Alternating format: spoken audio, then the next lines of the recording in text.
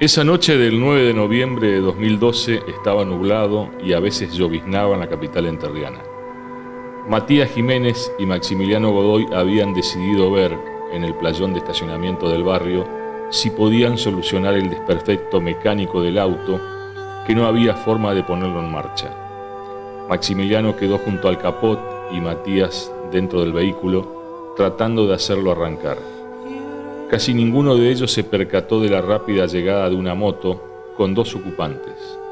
Reaccionaron cuando el sentado en la parte posterior sacó una pistola 9 milímetros y efectuó más de 10 disparos a no más de 2 metros de distancia.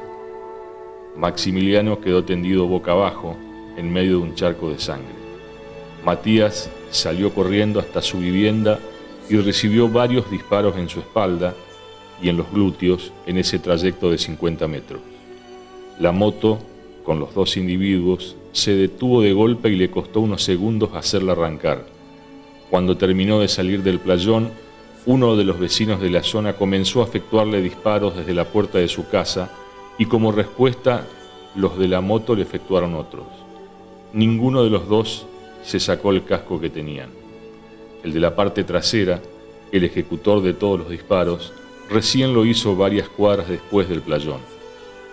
Una de las víctimas llegó hasta la puerta de su casa, alcanzó a decirle a su madre y a su hermano que el autor del hecho era el jefe narco Gustavo Petaco Barrientos e identificó a otras 2 personas más como partícipes del violento episodio. Matías Jiménez falleció poco después en el Hospital San Martín, a poco de llegado. Maximiliano Godoy ya había muerto en el mismo playón.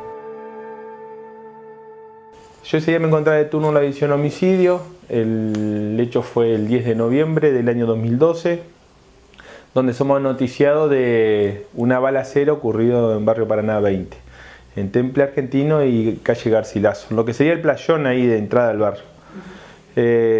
Bueno, nos dirigimos al lugar con el oficial sumariante y en esa circunstancia, cuando llegamos, estaban subiendo a una de las personas heridas siendo trasladado en ambulancia. Donde he entrevistado ahí con personal de comisaría 12, que en ese momento estaba de jefe el comisario Valentín, que hizo un muy buen trabajo en jurisdicción de comisaría 12. Bueno, nos interesamos los pormenores del hecho. Las 2 personas heridas, una era Matías Jiménez y el otro chico, el cuñado de él, sería Maximiliano Godoy, los cuales se encontraban en el momento de ser heridos de arma de fuego, se encontraban en el playón del barrio arreglando un vehículo. Dentro de todas estas circunstancias se da que Matías Jiménez, al momento de ingresar herido a la casa de él, que estaba pegado al playón, le manifiesta a la madre que el autor de los disparos había sido Petaco. En esa circunstancia también entra una vecina y que le dice, Mati, el que te tiró fue Petaco. Bueno, con esos datos que se tenía, y bueno, interiorizado un poquito más en el tema, bueno, empezamos a trabajar en conjunto con Comisaría 12. Esa noche llovía mucho. Se resguardaron varias evidencias para hacer al día posterior peritaje en el caso del vehículo de Matías Jiménez, porque criminalística no podía trabajar bien debido a la inclemencia del tiempo. Inmediatamente, o sea, a las pocas horas, somos noticiados de la muerte del primero de los masculinos, Matías Jiménez, el primero que fallece. Y bueno, ahí ya tomamos intervención directa en lo que es la causa, con testimonios, con recolección de indicios. Se hizo la requisa en comisaría 12 del vehículo de Matías Jiménez, donde se encuentran varios impactos de arma de fuego. También en el frente de la casa de Matías y al lado donde era un comedor comunitario, ahí también varias improntas de arma de fuego. O sea, lo que teníamos es que el hecho había sido muy violento, las personas heridas, bueno, en este caso ya el fallecido, presentaban varios impactos de arma de fuego en la parte de la espalda, habían sido avanzados a traición, digamos, porque ellos no se dieron cuenta en ningún momento que venían a matarlos. Y con el trabajo que se realizó de la división homicidio, pudimos recolectar indicios y fundamentos objetivos que, primero, establecer la identidad de esta persona que se mencionaba como Petaco, que era Gustavo Barrientos. En ese momento que era integrante o jefe de la barra brava del Club Patronato. Los familiares, hay que tener en cuenta que dentro de este contexto también, y cómo se dio la circunstancia del hecho, el miedo de los testigos, o sea, porque en el primer momento teníamos testigos, o sea, porque si bien era de noche, pero todos vieron, había mucha gente afuera, todos vieron lo que ocurrió. Pero después al verse la violencia que ocurrió, fue un año que tuvimos varios homicidios, que veníamos con varios homicidios, ya a esa altura llevamos el homicidio 27, todos relacionados también ahí medio en el barrio municipal y Lomas del Mirador, hechos violentos, enfrentamientos, armas de grueso calibre, y la gente empezó a, si bien en un principio dijeron algo, manifestaron lo mismo la división homicidio y después medio que querían retractarse, pero ya era tarde porque los testimonios que ellos daban no solamente, o sea, daban fe en sus dichos, sino que también con las evidencias que nosotros íbamos recolectando. Y la familia de Matías y de Maximiliano nos dieron los pormenores de cuál era ese inconveniente que estaban teniendo entre Barrientos y más que nada con Jiménez, que era con el que más enfrentado estaba. Así que bueno, se reunieron todos los elementos, se realizaron allanamientos. Hay que destacar la participación fundamental y la verdad que yo lo destaco mucho el trabajo fundamental que tuvo el juez de instrucción, porque estábamos con el Código Viejo, que fue el doctor Vilardona.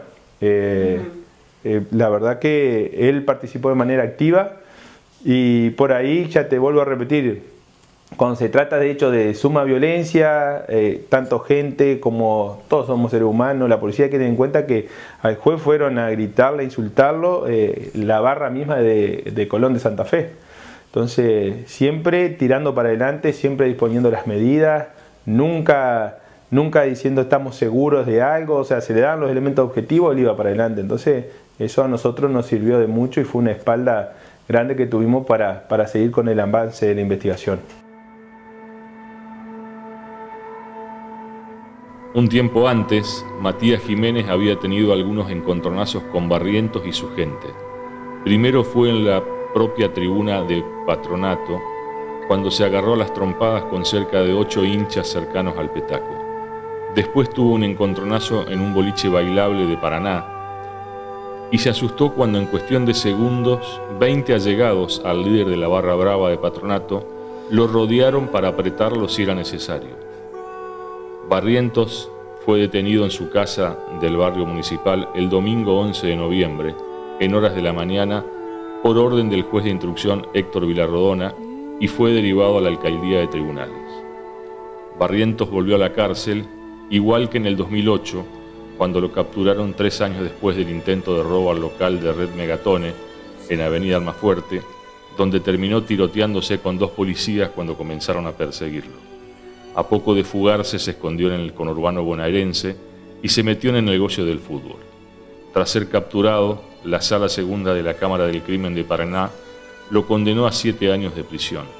Al tiempo, cuando empezó a tener salida sociofamiliar, fue baleado en la puerta de su casa y tuvo que ser internado de urgencia en un sanatorio de Paraná, donde permaneció grave por varios días. Pero esta vez la situación era diferente. Barrientos no era el de 2008, sino que ahora era el jefe de la barra brava de Patronato y el mandamás de los barrios Municipal e Hijos de María. Como cualquier otro caso, tomó contacto con el caso, digamos, cuando nos enteramos que ocurrió el doble homicidio y empezamos a hacer la cobertura periodística del hecho. En un principio no se hablaba directamente a Barrientos, fueron las primeras horas. Había bastante incertidumbre y posteriormente, creo que 1 o 2 días después, es que se ordena la detención de Barrientos por ese crimen, doble crimen, y bueno, todo el impacto que tuvo en su momento, porque era un hombre en ascenso en el poder del Club Patronato y bueno, ya era un personaje público, digamos, el ambiente delictivo y sobre todo a partir del crecimiento que tuvo la barra fuerte de Patronato en esos días. Así que bueno, fue un caso impactante tanto por ser un doble homicidio como por la persona que estaba implicada, en un contexto donde empezaba a crecer la violencia en ese sector de Paraná, en la zona este del barrio municipal, Hijos de María, Lomas del Mirador 1 y 2, La Milagrosa, Jaureche. Entonces ese sector era una época bastante complicada y siguió siendo unos años después. Y bueno, ese es un poco el contexto. Empezamos a cubrir, digamos, como cualquier otro caso en sí, digamos, con esa particularidad. De Barrientos se conocía que era un personaje, digamos, conocido del ambiente delictivo, en el sentido de que había estado implicado en una causa de unos años antes, el asalto de Megatone, allá en Almafuerte. Por ese caso fue detenido, condenado, y luego en una de las salidas sociofamiliares que tuvo en el marco del cumplimiento de esa condena, fue baleado llegando a su casa. Ese momento también fue un año antes, un poco más del doble homicidio. Le pegaron un tiro llegando a la casa, lo internaron en el sanatorio de la Enterriana, estuvo grave, pero zafó, digamos, quedó con secuelas, pero sobrevivió. Y bueno, posteriormente entra en escena, porque se hablaba, digamos, de que ese ataque que había sufrido era en el marco de la disputa que había dentro de la barra Patronato, o sectores de la barra de Patronato, por un antiguo jefe de la barra, ¿no? Por el cual luego, incluso años después, hubo intentos de represalias. Así que bueno, lo que se sabía eso, digamos, era un personaje conocido, con también ciertos aires de liderazgo en ese mismo ambiente, y también ya se hablaba de su incursión en el tema de las drogas, digamos, del comercio de drogas en Paraná, con vínculos bastante firmes con gente de la barra de Patronato, por ejemplo, de la barra de Colón en Santa Fe, con otros personajes también de Paraná. Si bien hay que decir, nunca a Barrientos se lo condenó, ni siquiera se lo imputó por narcotráfico, jamás. Son cuestiones, digamos, que lo terminamos diciendo por el conocimiento de la calle, pero nunca tuvo una causa por narcotráfico Barrientos. Pero en esa época ya se lo empezaba a mencionar por eso también, lo cual también tuvo una repercusión adicional cuando ocurrió su detención por el doble homicidio. Nosotros a Gustavo Barrientos lo asistimos ya en lo que sería la última etapa del proceso penal, que lo tenía como imputado en este doble homicidio, que recordemos que estas muertes de estos dos jóvenes, de Matías Jiménez y de Maximiliano Godoy, fue allá por noviembre del 2012, circunstancias en las cuales estos dos jóvenes se encontraban arreglando un automóvil perteneciente a uno de ellos, en un playón ubicado allá en el barrio Paraná 20 de esta ciudad de Paraná. Fue un caso muy grave, con connotaciones muy importantes por la modalidad del hecho. En este sentido, las características de los disparos, la cantidad de los disparos, la modalidad, las armas utilizadas, la hora en que se produce la muerte, estábamos en presencia, diríamos, casi difícil de poder discutir en un delito de no solo del doble homicidio, sino que la calificación legal rozaba el homicidio agravado o el homicidio calificado, diríamos, por alevosía. Alevosía, entiéndase, en el estado de indefensión que se encontraban los jóvenes Jiménez y Godoy, en la cual nunca podían esperar o nunca podían sospechar que podían tener un peligro estando arreglando su automóvil, y encuentran la muerte en la forma que encuentran la muerte. Dicho esto, es importante circunscribirnos en las características de esta causa. Al otro día de producirse esta tremenda balacera, fallece Matías Jiménez, y a los 20 días aproximadamente, internado en el hospital San Martín, fallece Godoy. Esta circunstancia de haber fallecido no inmediatamente se pudo, por parte de las autoridades, fundamentalmente por parte de las autoridades policiales, determinar que en varios momentos, independiente uno con el otro, y de las personas, varias personas, escucharon por parte de Jiménez y por parte de Godoy que el autor de los disparos era una persona apodada Petaco.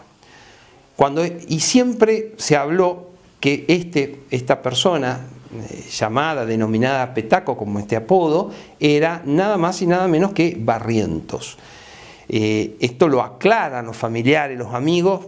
¿Por qué? Porque más allá de esta circunstancia de ubicarlo a Barrientos en el escenario de los acontecimientos, también los familiares daban explicaciones que había importantes diferencias, al menos con una de las víctimas, y Gustavo Barrientos, que era el imputado de la causa. Ya había unas discusiones noches anteriores en un boliche. Había habido otro tipo de discusiones, fundamentalmente en la cancha del Club Patronato. Esto lo ubican varios familiares, estas diferencias que se estaban produciendo. Quien en ese momento lideraba una parte de la barra de Patronato. Yo me encuentro con este marco de situación, me encuentro también con varios testigos que declararon en sede policial inmediatamente de producirse este incidente, en la cual, repito, ubicaban. Y había un testigo muy importante que era un testigo directo, que ubica en el escenario de los acontecimientos a Barrientos en las inmediaciones del lugar, en un automóvil. Este testigo, después cuando tiene que deponer en la instrucción, porque esto se desarrolló con el sistema viejo, en la cual actuó un juez de instrucción, muchos de los testigos que en sede policial iban desarrollando una declaración, su testimonial, muchas veces después, cuando debían prestar su manifestación, sus expresiones ante la instrucción, eran al menos reticentes había una contradicción entre lo dicho en sede policial. Pero bueno, lo concreto acá, que yo me encuentro con este panorama, que yo lo analicé como al menos muy comprometido a la situación del señor Gustavo Barrientos.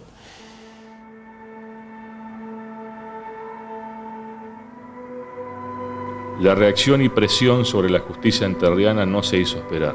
La mañana siguiente a la detención de Petaco Barrientos por el crimen de Jiménez y Godoy, un grupo de casi 100 personas con banderas y pancartas de Patronato, como así también bombos y redoblantes, llegó hasta la misma puerta de tribunales para exigir la libertad del líder de la barra. Llegaron hinchas del equipo paranaense, como así también algunos integrantes de la barra brava de Colón de Santa Fe, con la cual Barrientos había hecho una fuerte relación, incluso más allá de lo deportivo. La situación se repitió durante varios días, en horas de la mañana, y ello generó una tensa situación en el edificio tribunalicio, porque resultaba muy difícil trabajar con tanto bullicio externo. Los llamados a la Casa de Gobierno se repitieron también en esos días para que dieran alguna orden urgente y que se retiraran de las adyacencias del Poder Judicial. El planteo concreto fue por la vinculación de varios hombres del gobierno enterriano con Patronato y con la barra liderada por Petaco Barrientos. También se dio que empezaron a ser apretados testigos que cambiaban sus versiones.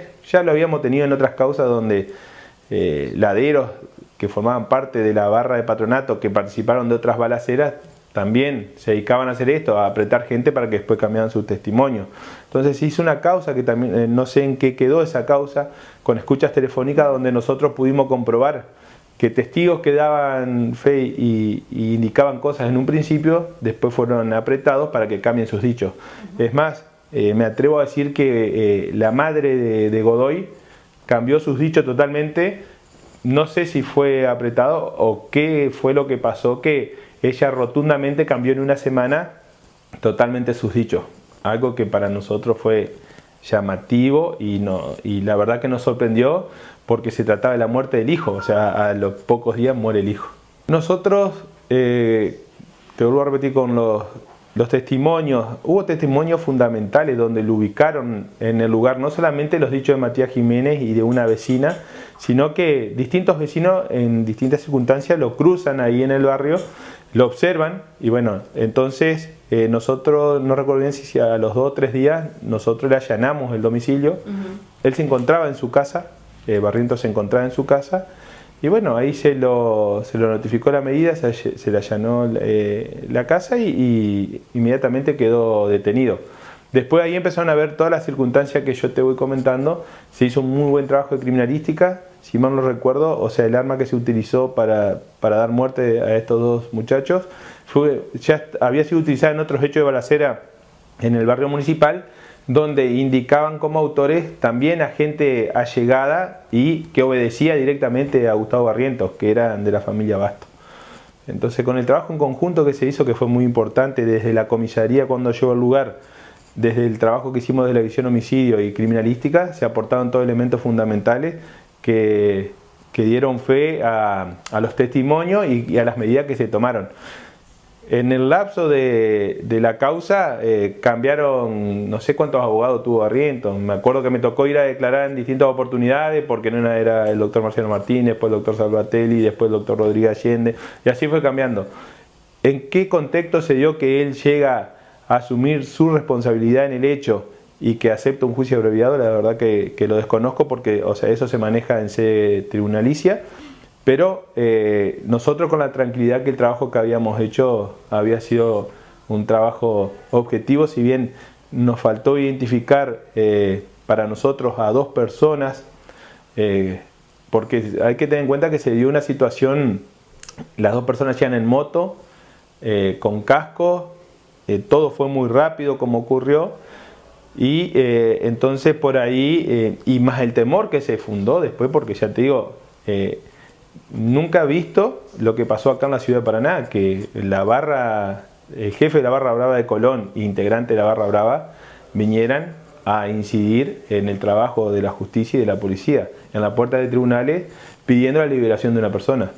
Entonces, bueno, pero la verdad que estamos convencidos de la participación de Gustavo Barrientos en este hecho.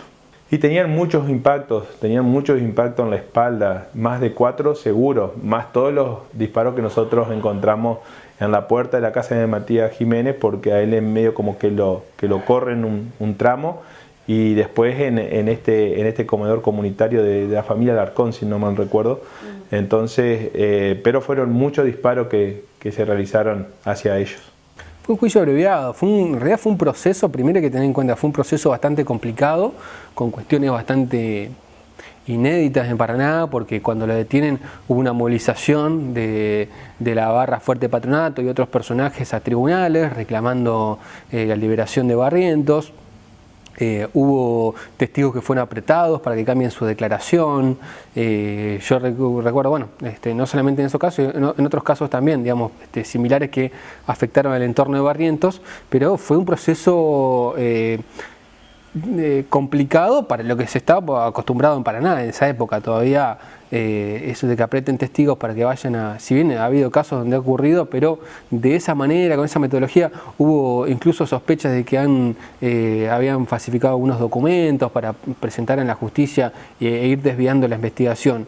En ese contexto de una causa judicial bastante intrincada, embarrada, digamos, por esa circunstancia, bueno, es que se llega a un acuerdo de juicio abreviado, ¿no? Fue un debate. A mí me hubiera gustado, digamos, cubrir un juicio, porque incluso hasta hoy yo tengo dudas de que haya sido Barrientos el autor material del doble homicidio. Es decir, a Barrientos se le condena por ser quien iba en la moto y dispara contra las víctimas, y yo tengo mis dudas todavía de que eso haya sido así. Una de las hipótesis era que Barrientos en todo caso había mandado a matar, lo cual penalmente es peor, ¿no es cierto? Se conlleva una sanción penal peor, digamos, mandar a matar a alguien, y bueno, pero en ese contexto, en la causa como estaba de complicada por todas esas cosas que iban pasando, la Fiscalía prefiere ir a un juicio abreviado, obviamente con arduas negociaciones con Barrientos y su abogado defensor, Rodríguez Allende. Llegan a un acuerdo de pena de 11 años que deja por un lado conforme a algunos, sobre todo la Fiscalía, de decir, bueno, logramos la condena de un personaje pesado del ambiente delictivo en Paraná, Y por otro diciendo, bueno, por un doble homicidio 11 años parecía muy poca la pena, ¿no? De hecho hay gente que por la muerte de una persona recibía muchísimos años más de cárcel. Pero bueno, también estaba el riesgo para la fiscalía de ir a un juicio donde vayan los testigos y digan, no, yo no vi, yo no estuve, yo no fui, yo no, nada, digamos, por todas las presiones esas que existían, ¿no? Y terminar con una absolución. Así que, bueno, así fue el juicio, digamos, termina un acuerdo abreviado de 11 años que está por terminar, ya en breve termina la pena. Barrientos, si no ha estado libre todavía, todavía no tiene la libertad condicional porque se consideró que no ha tenido una conducta que se lo permitiera, digamos, no ha sumado puntos, digamos, en el sentido según lo evaluado por la jueza de ejecución, pero ya estamos cerca de cumplir ese plazo, ¿no? El motivo del doble homicidio fue siempre el tema del narcotráfico, siempre estuvo eso planteado de alguna deuda o desmanejo o diferencias que habrían tenido las víctimas con Barrientos. Nadie dijo, se quedó con tanto, debió tanto, nadie dijo eso, digamos, decir oficialmente, pero lo que sí todos mencionaban, incluso oficialmente, y lo que los investigadores del caso, es que había diferencias en torno al comercio de drogas, que surgió algún pleito entre ellos que terminó de esa manera. Incluso ni siquiera los familiares de las víctimas lo han mencionado así, pero todos de alguna manera lo dan a entender. En abril de 2015, Petaco Barrientos decidió acogerse a un juicio abreviado para reconocer los hechos que se le imputaban del doble crimen cometido y lograr así un beneficio en la pena de prisión.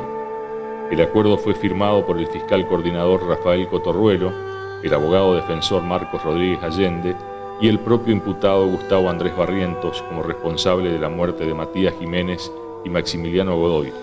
Aceptó una pena de prisión de 11 años de cárcel.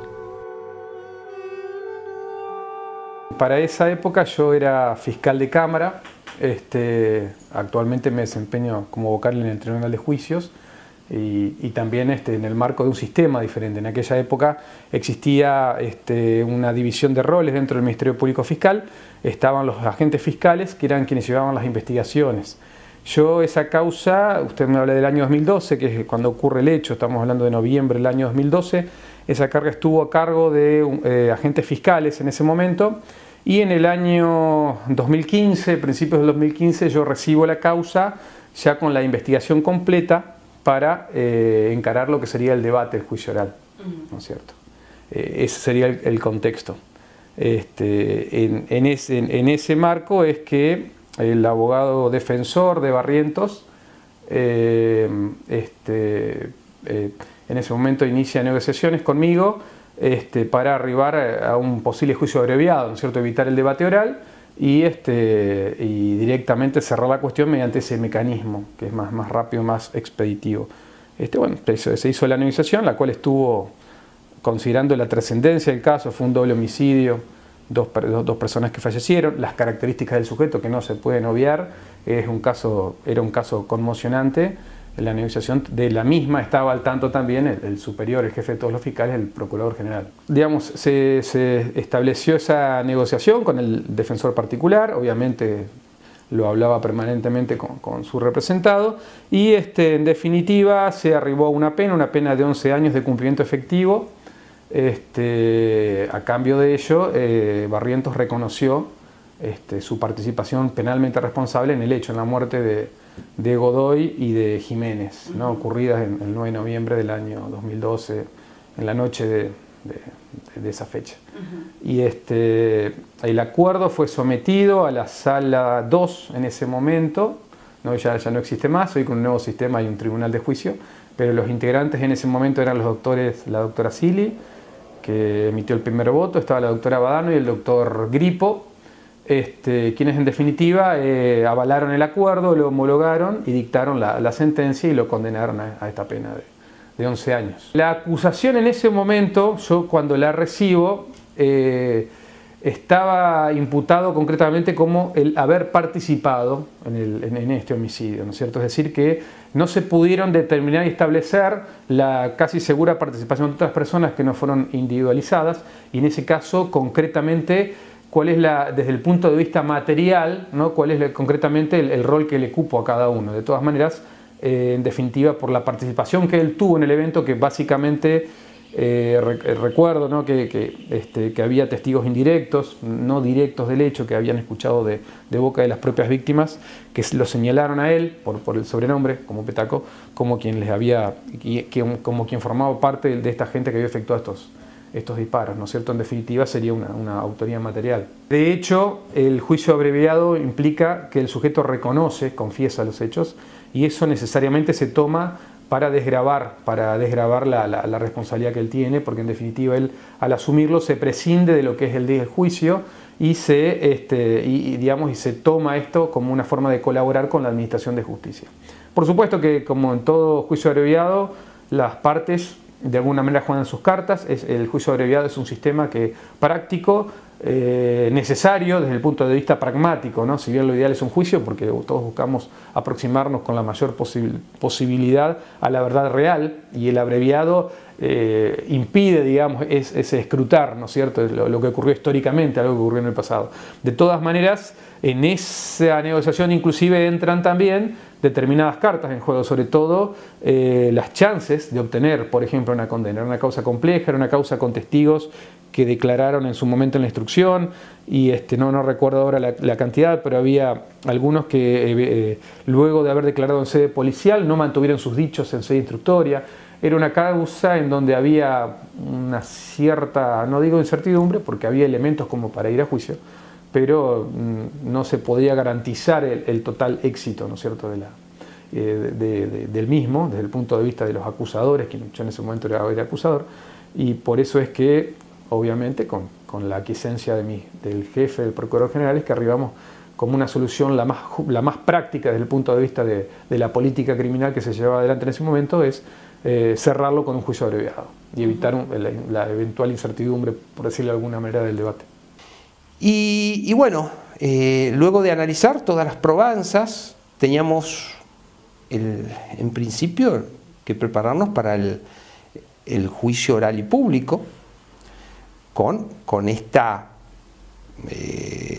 riesgo, con este alto riesgo de que los testigos, fundamentalmente estos familiares, que escucharon de las propias víctimas la circunstancia que Barriento, y acá debo decir que en honor a la verdad no había datos específicos si efectivamente Barrientos fue el autor de los disparos, o Barrientos pudo haber enviado a alguna persona, o Barrientos estaba en un automóvil como se lo ubicaba, o si, bueno, todas estas circunstancias eran dudosas, debo decir que eran dudosas.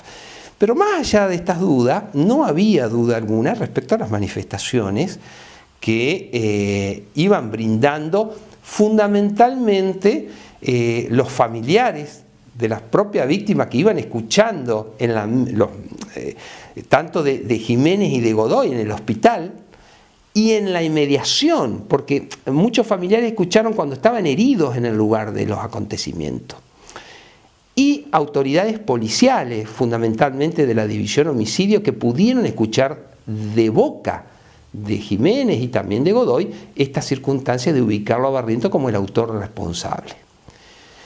Ante este panorama, yo creo que pudimos tener una solución muy satisfactoria para los intereses del señor Gustavo Barrientos. ¿Cuál fue esta estrategia de la defensa? Fundamentalmente, poder lograr un juicio abreviado con el Ministerio Público Fiscal. Yo diría que sin precedentes, o muy importante para los intereses del imputado Barrientos, sobre todo teniendo en cuenta que nosotros valoramos, y repito, esta circunstancia de poder llegar a un juicio oral y poder tener el alto riesgo de tener una condena a Barrientos por un homicidio agravado y la consecuencia de tener una prisión perpetua, nada más y nada menos. Estas circunstancias fueron valoradas en su momento por nosotros, y en el 2015 pudimos celebrar el procedimiento abreviado. ¿Qué significa esto? Un juicio abreviado en la cual acordamos con el Ministerio Público Fiscal dentro de los parámetros previstos en el Código Procesal Penal, este acuerdo realmente muy beneficioso para los intereses de Barrientos. Y cada vez que leemos y vemos esta causa, yo particularmente estoy convencido que cada día que pasa es más conveniente, ha sido más conveniente a los intereses de Barrientos, porque pudimos lograr un acuerdo con este riesgo a una pena de 11 años de prisión por un doble homicidio, lindante a la agravante, a los calificantes de alevosía, y este acuerdo no solo lo pudimos celebrar con el Ministerio Público Fiscal, sino que también pudimos lograr la homologación oportunamente por parte de un tribunal de juicio, por parte de 3 jueces que acordaron y de alguna manera refrendaron este acuerdo que hicimos con el Ministerio Público Fiscal. Este acuerdo previsto en el Código Procesal de 11 años, que para nosotros ha sido muy beneficioso en el caso particular de Barrientos, ¿no? No estábamos acostumbrados y yo creo que si no se hubiera resuelto este homicidio, y hoy estaríamos en lo que pasa en Rosario. O sea, el nivel de violencia ese, creo yo, esto es una opinión personal, porque se disputaban muchas cosas en ese momento, se da de la muerte de Matías Jiménez. Se disputaba, según los dichos familiares, podía ser o comandar la barra de patronato o también la venta de estupefacientes.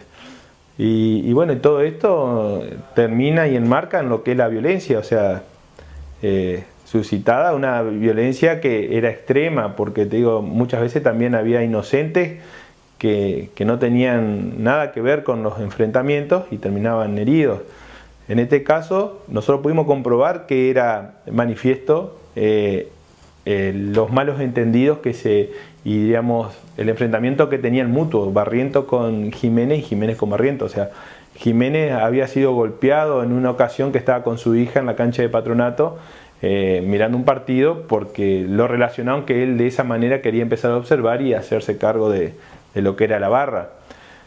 Todos estos testimonios y todo, ya te digo, fueron aportados en la causa, gente que se mantuvo en sus dichos. Después a la gente que quería cambiar lo manifestado, o sea, se inició causa de falso testimonio, porque nosotros no sé en qué quedó la causa de la escucha de cuando vino la barra de Colón, pudimos comprobar que esa gente cambiaron sus declaraciones, algunos por ser apretados, por así llamarlo, y otros porque recibieron, a uno se le compró una moto, y así cuestiones que se fueron dando. O sea, por suerte se hizo un buen trabajo de la justicia y desde la policía.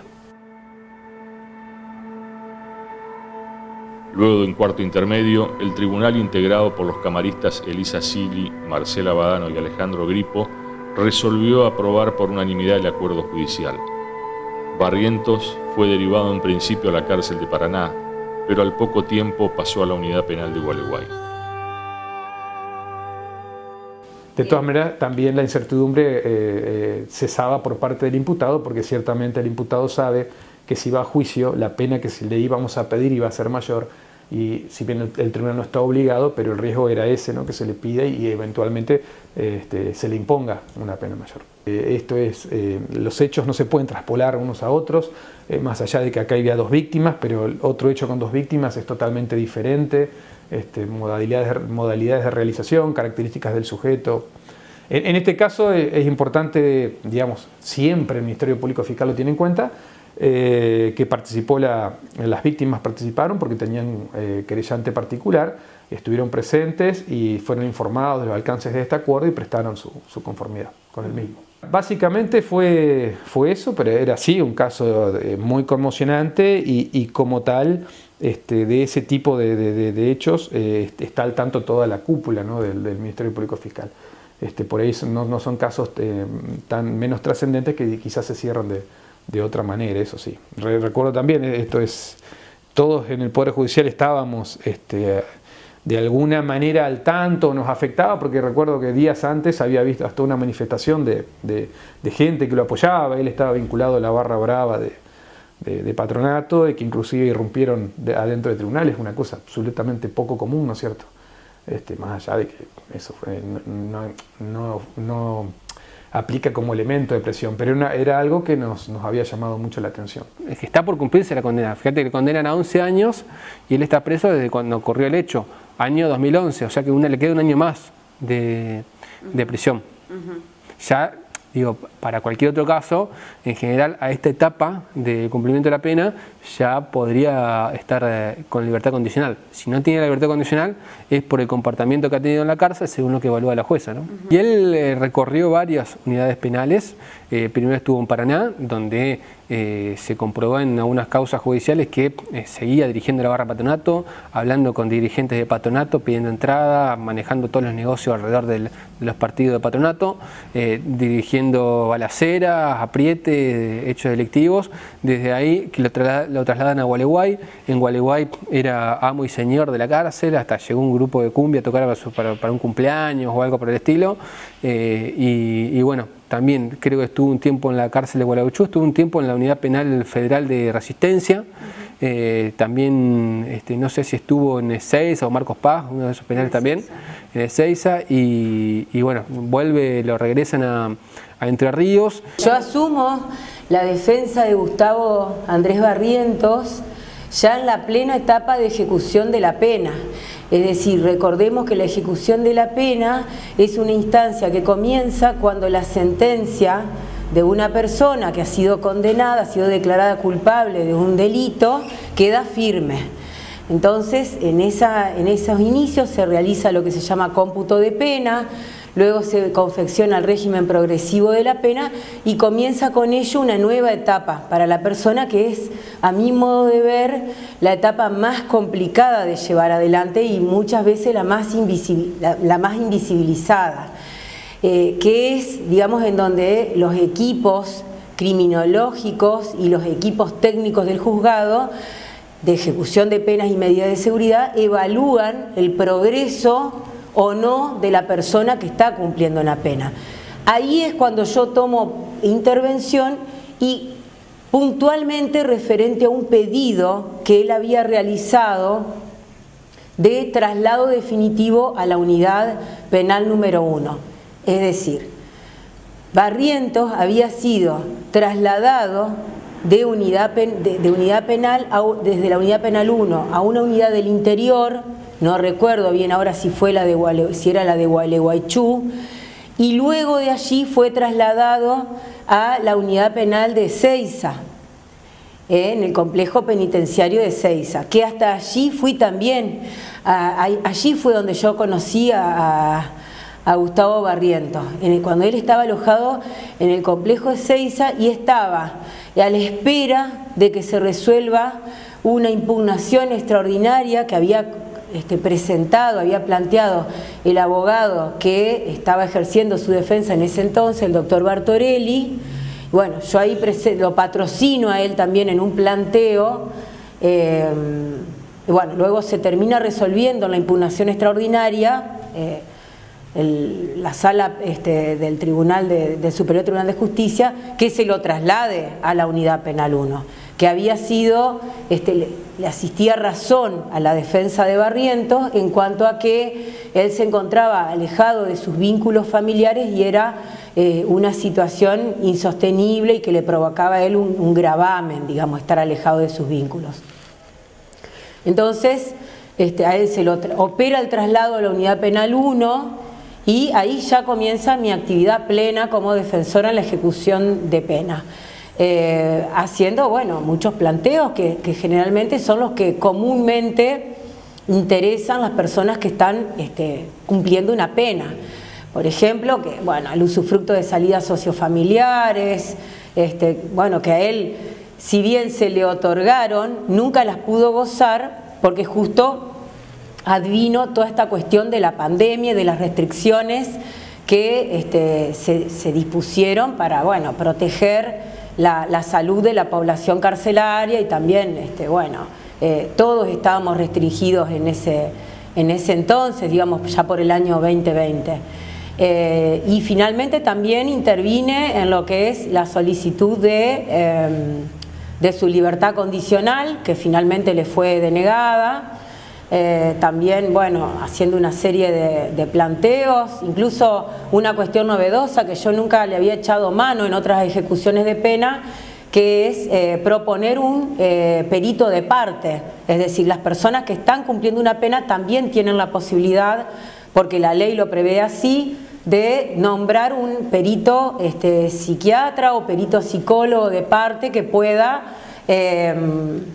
bueno, dar su opinión referente a cómo viene progresando la persona. Bueno, a pesar de todo ese esfuerzo, la libertad condicional le fue finalmente denegada y nada, entiendo que ahora es motivo también de recurso de quien ejerce actualmente la defensa de Barrientos. Desconozco efectivamente si la condena de Barrientos pacificó o no la circunstancia en el barrio. Hubo momentos muy difíciles en el barrio, que creo que en algunas ocasiones Barrientos estuvo detenido por otras causas, por robos calificados, por otras circunstancias y en varias ocasiones más.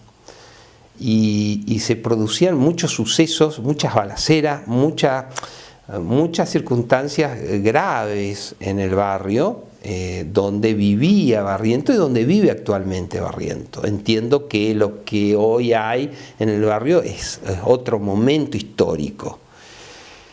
Lo que sí estoy completamente seguro, que esta circunstancia de producir la muerte como la encontraron los jóvenes Jiménez y Godoy en otra circunstancia histórica, que posiblemente si la acercamos a la realidad de hoy, la suerte de Barrientos hubiese sido otra. Porque entiendo que, y vuelvo a repetir lo que dije al inicio, el modo que fallecen, el modo que acribillan a estos jóvenes, la cantidad de disparos en horas de la noche, oscuras, en estado de indefensión, no tengo dudas que de llegar a un debate en estas circunstancias hoy, seguramente en la persona de Barrientos podría estar la posibilidad, la alta probabilidad de ser condenado a la pena de prisión perpetua. De eso no tengo duda. Barrientos siguió mostrando su poder en las cárceles. En Gualeguay estaba en una celda especial, con baño, televisión, un patio interno y disponía de celular. Contaba con dinero y contactos. Por eso incluso sorprendió a todos los reclusos y penitenciarios cuando allá por noviembre del 2015 hizo contratar al grupo de cumbia santafesino Cali para actuar en la propia cárcel gualeya para la recreación de los detenidos. Era la demostración de su poder. Hay cuestiones que yo no puedo decir, lógicamente, por secreto profesional, pero generalmente cuando se interviene en la etapa de ejecución de pena, damos vuelta a la página, sobre todo si se trata de un caso como este en el cual la persona ha reconocido la autoría del hecho, en este caso la autoría de 2 hechos. Entonces se supone que por lo menos desde lo formal está el reconocimiento de autoría del hecho y por esa razón nosotros, los abogados y todos los profesionales que intervenimos en esta etapa, lo que aspiramos es a lograr lo que la ley tiene como objetivo, que es la implicancia subjetiva con el hecho cometido. Es decir, mi trabajo era ese, se abocó a esa cuestión. Entonces, revisar para atrás o problematizar para atrás lo que ocurrió, yo entiendo que es regresar en el tiempo. Es decir, yo tengo una persona declarada culpable con un hecho reconocido en juicio, entonces entiendo que él se ha declarado autor responsable. ¿Qué dicen los informes? Los informes técnicos del juzgado siempre que luego han sido valorados en sentencias que son públicas, ¿no? Yo en esto no estoy hablando sobre algo que es secreto, sino que si usted ingresa a la mesa del Poder Judicial, la mesa pública, va a poder acceder a la sentencia denegatoria de libertad condicional o a la sentencia que hizo lugar a la impugnación extraordinaria y ordenó el traslado. Ahí se realiza una serie de valoraciones de lo que son los informes técnicos. Y generalmente cuando los informes técnicos dan que no hay implicancia subjetiva, es un indicador de que la persona, en definitiva, no es, digamos, subjetivamente no está reconociendo el hecho, por más que formalmente lo haya reconocido. De todos modos, yo tengo para decir, y lo dije de hecho en un recurso de casación que planteé contra uno de los planteos que él realizó y que fue denegado, que opera en el caso de Gustavo Andrés Barrientos una especie también de prejuicio. Es decir, que opera, a mi modo de ver, y es una opinión absolutamente a título personal, en muchas personas que, además de haber cometido delitos graves, de suma gravedad, como es el homicidio, digamos que es el más grave, digamos, del catálogo penal. Bueno, además de eso tiene toda una impronta, ¿no?, personal, de ser conocido y bueno, de salir mucho en los medios y demás. Yo creo que opera como un factor decisivo a la hora de tomar decisiones. ¿Por qué lo digo?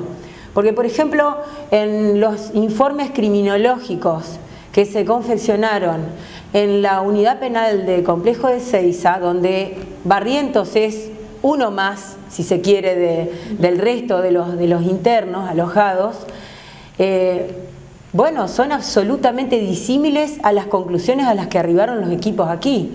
Es decir, allí en el complejo penal de Ezeiza se observó una evolución absolutamente favorable respecto de él. Y eso fue lo que motivó mi crítica y el agravio, digamos, a por qué en una persona se tiene que evaluar toda su historia dentro de una institución carcelaria. Bueno, curiosamente aquí, en las unidades de Entre Ríos, los informes o las conclusiones lo fueron en forma absolutamente disímil. No estoy criticando a los equipos técnicos, lo que digo es, puede ser que criminológicamente, yo no soy una experta en criminología, pero puede ser que opere como un factor esta cuestión de ser una persona conocida, incluso demasiado conocida, digamos, por lo menos periodísticamente, porque debo decir, en honor a la verdad, que si bien se lo ha sindicado muchas veces, y con esto no quiero esgrimir una defensa periodística de Barrientos, sino simplemente ser objetiva en cuanto a la verdad de lo que son constancias judiciales, si bien ha trascendido periodísticamente, vuelvo a que Gustavo Andrés Barrientos tendría vinculaciones con el mundo del narcotráfico y demás, lo cierto es que desde hace aproximadamente unos 6 o 7 años existe una causa abierta por asociación ilícita que está radicada en el Juzgado Federal de Paraná, más no ha tenido absolutamente ningún movimiento. Es decir, es una causa que está abierta en la cual lo último que hay es un informe del juez donde no se requiere su detención y nada más. Entonces, nosotros creo que todos tenemos que atenernos a lo que son lo probado, por lo menos lo sospechado, la sospecha con una alta probabilidad, ¿no? Bueno, eso ahí quedó, está la causa abierta, pero nunca más se investigó nada, y por esa razón yo insistía en que bueno, debía dársele una oportunidad. Bueno, no fue así, por esta razón también salí de la causa. Barrientos es un personaje pesado, temeroso, temible, mejor dicho,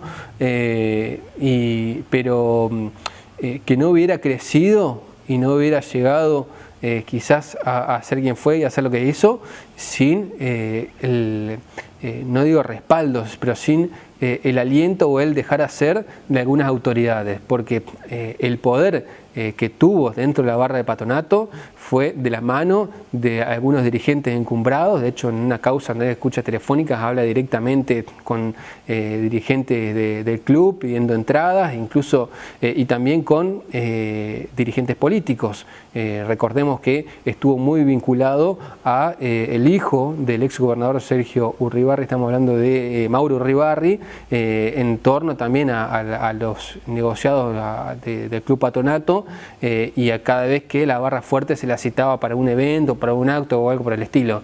Digo, es un personaje temible y que ha hecho cosas horribles, pero también lo han dejado crecer y se creyó que era quien, lo que otros le decían que era, ¿no? Se pensaba que era el Rafael Diceo de Paraná, porque muchos también se lo decían. Barrientos espera volver a su barrio en un tiempo cercano, mientras disfruta de su pronta libertad definitiva. Lo que nadie sabe es si seguirá siendo el jefe del narcotráfico de la zona para disfrutar de su ejército de soldaditos y lugartenientes, algunos de los cuales cuentan con un patrimonio que nunca podrían justificar, o si estará dispuesto a iniciar otra vida alejada del negocio de las drogas. El tiempo dirá cuál será el Barrientos que volverá definitivamente a la vida normal.